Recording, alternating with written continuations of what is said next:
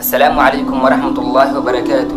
نبي موسى iyo walaalkiisa Haarun waxa loo diray nin galay dambi ama gafla galoomidka u weynaa.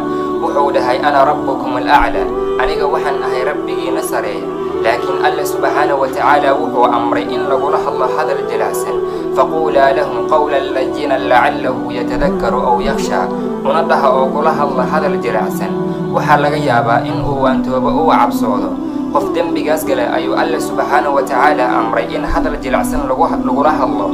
anagana qof aan isku jinsinahay muslim islanahay ayaan xumaan la daba taaganahay.